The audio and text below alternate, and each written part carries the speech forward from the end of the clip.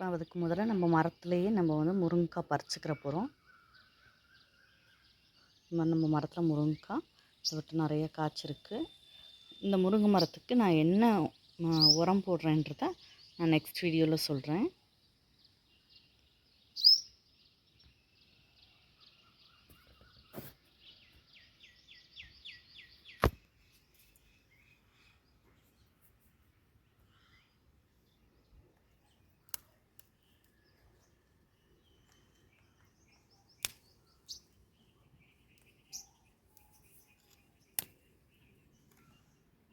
இந்த மாதிரி நம்ம முருங்கைக்காய் பறிச்சிட்டோம்.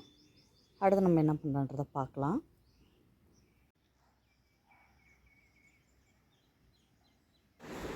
இது வரைக்கும் நம்ம சேனலை நீங்கள் சப்ஸ்கிரைப் பண்ணாட்டி சப்ஸ்கிரைப் பண்ணுங்கள். பக்கத்தில் இருக்க பெல் பட்டனை ப்ரெஸ் பண்ணுங்கள். அப்போ தான் நான் போடக்கூடிய ஒவ்வொரு வீடியோவும் தொடர்ந்து வரும். வாங்க நம்ம வீடியோக்குள்ளே போகலாம்.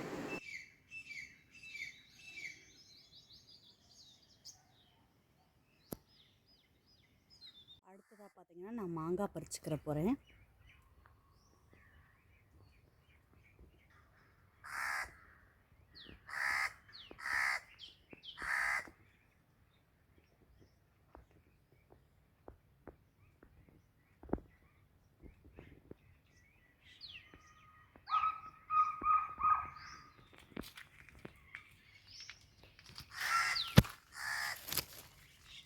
சாம்பாருக்காக நான் மாங்காய் பறிக்கிறேன்.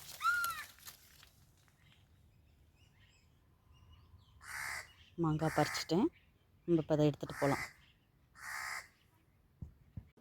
இப்போது நம்ம சாம்பாருக்கு தேவையான காய்கள் கட் பண்ணி வச்சிட்டோம். நம்ம மரத்துலேருந்து பிடுங்கிட்டு வந்த முருங்கைக்காய் மாங்காயெல்லாம் கட் பண்ணிட்டோம். கூட நான் வந்து ஒரு பெரிய கத்திரிக்காய் ஒன்று எடுத்திருக்கேன்.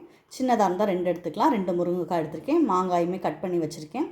கட் பண்ணி வச்சுட்டு அடுத்து பார்த்திங்கன்னா தாளிக்கிறதுக்காக சின்ன வெங்காயமும் கருவேப்பிலையும் எடுத்திருக்கேன்.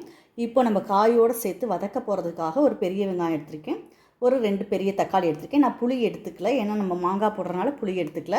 இப்போ இதை நம்ம எப்படி எல்லாருக்குமே சாம்பார் வைக்க தெரியும். இதில் சின்ன ஒரு வித்தியாசம் இருக்கும்.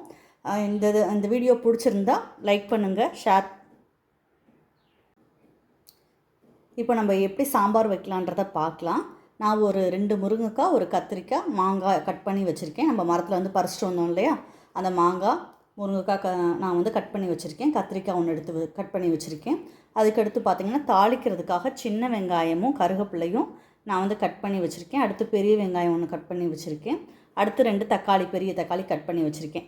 இப்போ நம்ம என்ன பண்ணலான்றதை பார்க்கலாம். முதல்ல இப்போ வந்து நம்ம சாம்பாருக்கு தேவையான காய்கள் கட் பண்ணிட்டோம்ல, இதில் வந்து நம்ம உப்பு சேர்த்துக்கிற போகிறோம். நான் வந்து ஒரு 1/2 ஸ்பூன் வந்து உப்பு சேர்த்துக்கிறேன்.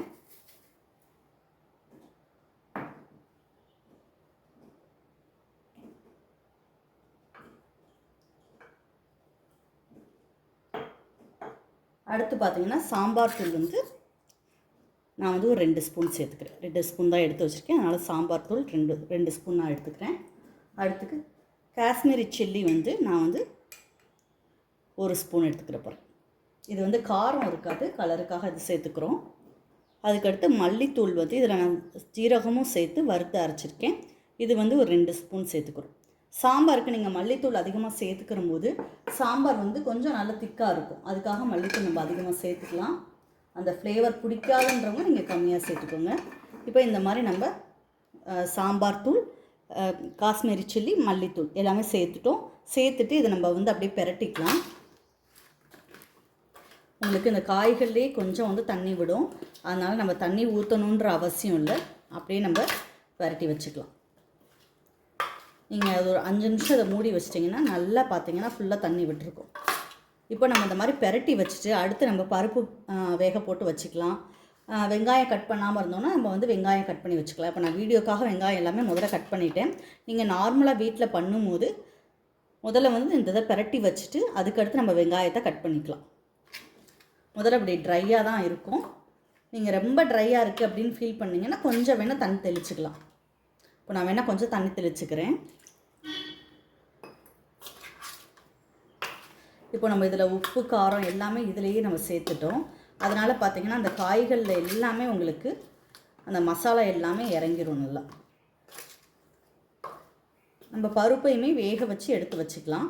பருப்போடு நம்ம இதை போட்டு வேக வைக்க போகிறதில்ல. முதல்ல வேக வச்சு எடுத்துட்டு அப்புறம் தான் நம்ம சேர்த்துக்கிற போகிறோம். அதனால் பருப்பு நான் ஆல்ரெடி வேக வச்சுட்டேன். நீங்களுமே இது பண்ணுறதுக்கு முன்னாடி நல்லா வந்து பருப்பை வந்து வேக வச்சுக்கலாம். இதை நம்ம ஒரு 5 நிமிஷம் அப்படியே விட்டுடலாம். இந்த மசாலாலேயே அப்படியே கொஞ்சம் நேரம் இது வந்து அப்படியே ஊறிட்டு இருந்துச்சுன்னா நல்லா இந்த மசாலா எல்லாமே கிரேவியில் இறங்கிடும். கொஞ்சம் நேரம் ஒரு 5 நிமிஷம் நீங்கள் மூடி வச்சிட்டிங்கன்னா நல்லா தண்ணி விட்டுரும் அதில். இப்போ பார்த்தீங்கன்னா நான் அடுப்பில் ஒரு கடாய் வச்சுட்டேன். கடாய் வச்சுட்டு நம்ம நெய் சேர்த்துக்கிற போகிறோம். நெய் வச்சு தான் நான் சாம்பார் பண்ண போகிறேன். நீங்கள் என்ன வேணாலும் ஊற்றிக்கலாம். நான் வந்து 1 ஸ்பூன் நெய் ஊற்றிக்கிற போகிறேன். நம்ம நெய் ஊற்றி பண்ணும்போது சாம்பார் வந்து நல்லா உங்களுக்கு ஃப்ளேவர் சூப்பராக இருக்கும். அதுக்காக நான் ஊற்றிக்கிறேன். இப்போ வந்து நெய் நல்லா மெல்ட் ஆக ஆரம்பிக்கும் போது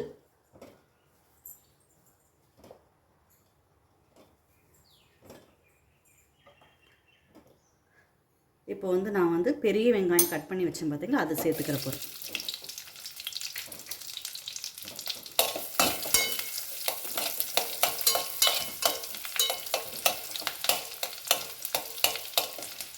அதை சேர்த்துட்டு நல்லா வதக்கிடுவோம்.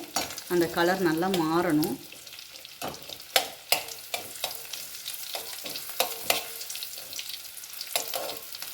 இப்போ நல்லா வந்து கலர் மாற ஆரம்பிச்சிருச்சு. அதுக்கடுத்து கட் பண்ணி வச்சுருக்க தக்காளியை சேர்த்துக்கிறப்ப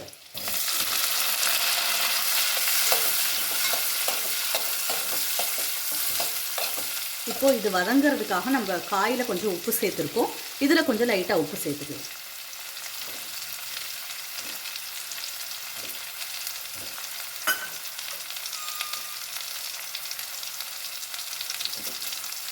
நீங்கள் லாஸ்ட்டாக சாம்பார் இறக்கும் போது உப்பு பார்த்துட்டு தேவைன்னா அடுத்து நீங்கள் போட்டுக்கலாம். ஏன்னா நம்ம காயிலையுமே சேர்த்துப்போம். இப்போ வெங்காயம் வதங்கிறதுக்காக இதுலேயுமே சேர்த்துக்கலாம். இது ஒரு 5 நிமிஷம் நல்லா நம்ம வதக்கிடுவோம்.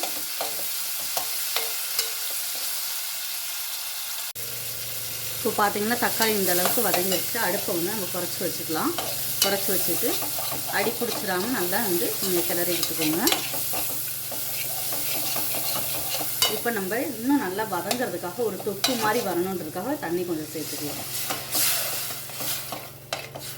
நான் வந்து காஷ்மீரி சில்லிலேயே மஞ்சள் சேர்த்து அரைச்சிருக்கனால மஞ்சள் இதில் தனியாக சேர்த்துக்கல. நீங்கள் வந்து மிளகாய் தூளில் மஞ்சள் சேர்க்காட்டி நீங்கள் வந்து மஞ்சள் இதில் சேர்த்துக்கலாம். இப்போ இந்த மாதிரி தக்காளி வந்து இப்போ வர தக்காளிலாம் சீக்கிரம் வந்து வதங்க மாட்டேங்குது. அதுக்காக கொஞ்சமாக நம்ம தண்ணி விட்டுட்டோம்னா அது ஒரு நல்ல தொக்கு பேஸ்ட்டுக்கு தொக்கு பதத்துக்கு வந்துடும். நம்ம அப்புறம் அதுக்கப்புறம் பார்த்திங்கன்னா காய்கறிகளை சேர்த்துக்கலாம். இப்போ இது நல்லா வதங்கட்டும். ஒரு 5 நிமிஷம் கழித்து பார்க்கலாம். இப்போ பார்த்திங்கன்னா நல்லா வதங்கிருச்சு. இந்த தக்காளி எல்லாமே நல்லா மசிஞ்சிருச்சு. இப்போ நம்ம காய்களை சேர்த்துக்கிற போகிறோம்.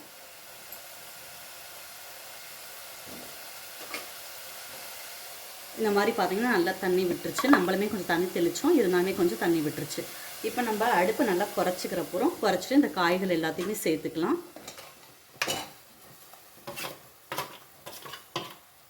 இந்த மிளகாய் பொடி இருக்குது பார்த்திங்களா, இதில் நம்ம தண்ணி சேர்த்து இதில் ஊற்றிக்கிற போகிறோம்.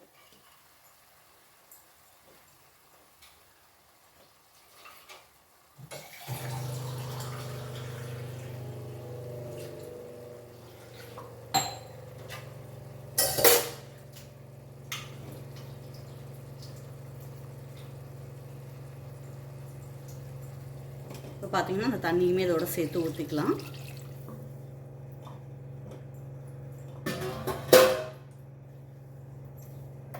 இப்போது நம்ம இந்த காய்கள் எல்லாத்தையுமே நல்லா இதில் வந்து வேக வச்சுக்கிற போகிறோம்.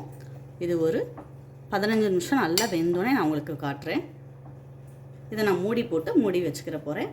15 நிமிஷம் கழித்து நம்ம பார்க்கலாம். இப்போ பார்க்கலாம், சாம்பார் நல்லா காய் எல்லாமே நமக்கு குக் ஆயிடுச்சு.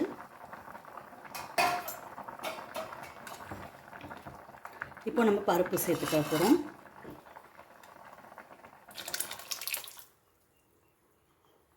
நான் வந்து துவரம் பருப்பும் பாசிப்பருப்பும் கலந்து வேக வச்சு வச்சுருந்தேன். அதை சேர்த்துக்கிற போகிறேன்.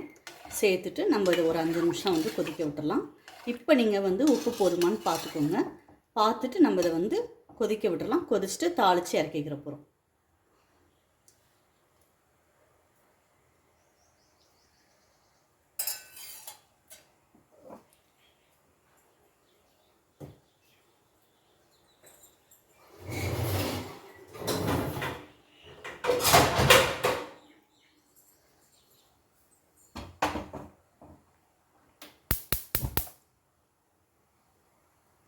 இப்போது தாளிக்கிறதுக்கு நான் வந்து ஒரு இரும்பு கடாய் வச்சுருக்கேன். அதில் இன்னும் ஒரு ஸ்பூன் நெய் மட்டும் ஊற்றிக்கிற போகிறேன். முதல்ல ஒரு ஸ்பூன் வந்து நம்ம காய் வதக்கிறதுக்காக ஊற்றணும்.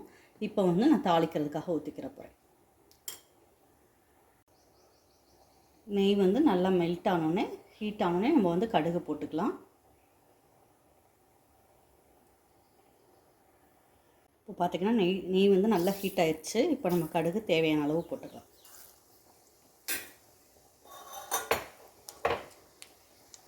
இப்போ இது பொரிஞ்சோடனே நம்ம வெங்காயம் சேர்த்துக்கிற போகிறோம். இப்போ நம்ம வெங்காயம் கருவேப்பிலை அதில்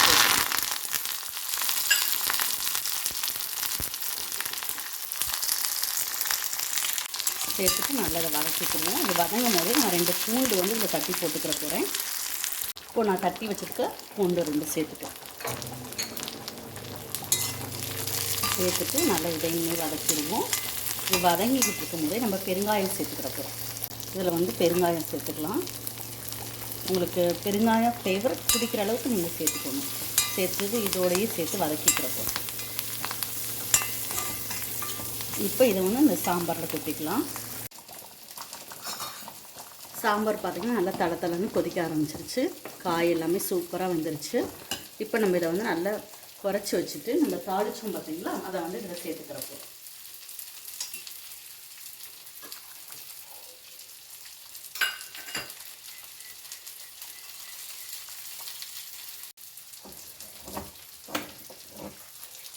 இந்த தாளித்து நம்ம வெங்காயம் கருவேப்பிலை கடுகு எல்லாத்தையும் இதில் சேர்த்துக்கலாம். சீரகம் ஃப்ளேவர் பிடிக்கிறவங்க சீரகமே நீங்கள் சேர்த்துக்கலாம். நமக்கு சூப்பரான சாம்பார் ரெடி ஆயிடுச்சு. அவ்வளோதாங்க. தாளிச்சோன்னே ஒரு கொதி வரட்டும், நம்ம அடுப்பை ஆஃப் பண்ணிடலாம்.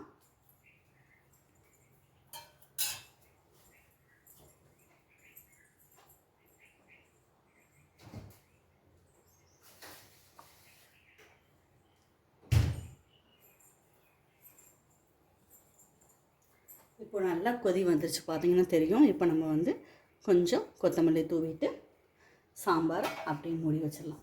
சூப்பரான முருங்கைக்காய் மாங்காய் சாம்பார் ரெடி ஆயிடுச்சு. இது நம்ம வெண்பொங்கலுக்கு வச்சு சாப்பிட்லாம், தோசை இட்லிக்கு வச்சு சாப்பிட்லாம். ரொம்ப சூப்பராக இருக்கும். சாதத்தோடு சாப்பிடவும் சூப்பராக இருக்கும். இது எல்லாமே வீட்டில் ட்ரை பண்ணுங்கள்.